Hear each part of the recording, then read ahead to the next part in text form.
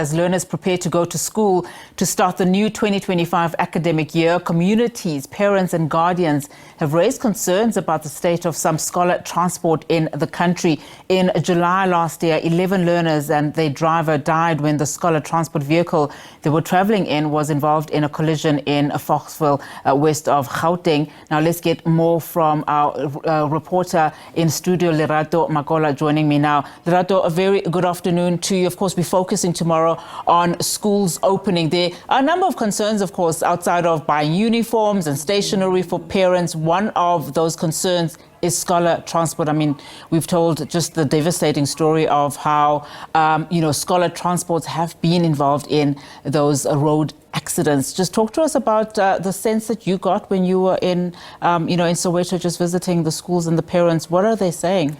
Yes, we went to Soweto, and the parents, they are concerned about their children's safety, and they've asked the government to take action against scholar transport that are putting their children's lives in danger.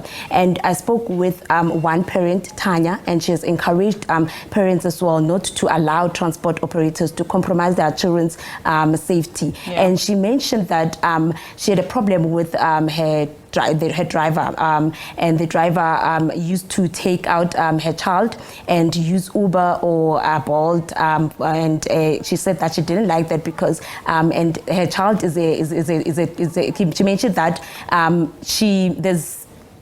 South Africa is not safe, and she mentioned that she worries about the child's safety, so she has encouraged the government as well to take action against that. And as we are talking, of course, this is something that not only parents are concerned about, but also we've seen the Department of Basic Education struggle, to mitigate some of these accidents. One of the concerns is, of course, as we are learning of budget cuts in the, Department of Basic Education that could also hamper just some of the interventions that the Education Department wants to bring in. But have you spoken to the Department of Education or even the Transport Department just in terms of just some of the concerns that have been raised? What are you hearing there? Well, we didn't speak with the department, but we spoke with the taxi association, the Greater Johannesburg Transport Lena as a organization. And they've mentioned that they have issues with parents. They say that parents don't want to pay. They've mentioned that they've reacted as well to MEC for Roads and Transport, Kediboni Diali, yes, and they've reacted to her because she mentioned that if they don't comply with the law, then they will face, they will be arrested. And they've mentioned that it's been 6 years now since they've been trying to apply for permits. They've been struggling with that, and they've mentioned that they struggle with parents as well when it comes to paying, and they've called on the government to intervene and to assist them as well.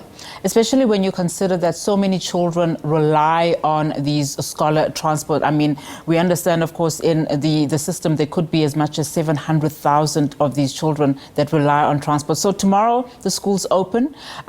Give us a sense of the readiness of some of these schools, particularly in Gauteng, especially on this issue that we are talking about here, as kids also want to go to school safely.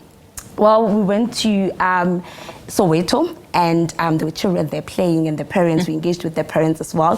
They are ready for tomorrow. They bought clothes for their children, and when we got there, they were cleaning inside. Yes, cleaners were busy cleaning, and the transport scholars as well, they're busy fixing their cars and checking if it's roadworthy, making sure that it's clean so that the children, when they go to school tomorrow, it's ready. So the parents, children, they were excited. I engaged with them, and some of them are going to start grade 1. And they've mentioned that they're excited. They told me that they want to be doctors. So yeah, they are ready, the parents, the children, and the transport scholars. And of the kids that you managed to engage with, I mean, are they all registered? Are they excited to get into the schooling system? Because I was talking to Hasina earlier on.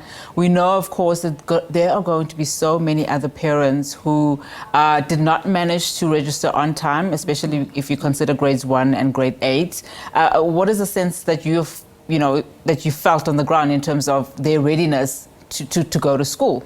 Well, the ones that are engaged with, they did mention, their parents did mention that they have registered, they have space, and they can't wait for tomorrow.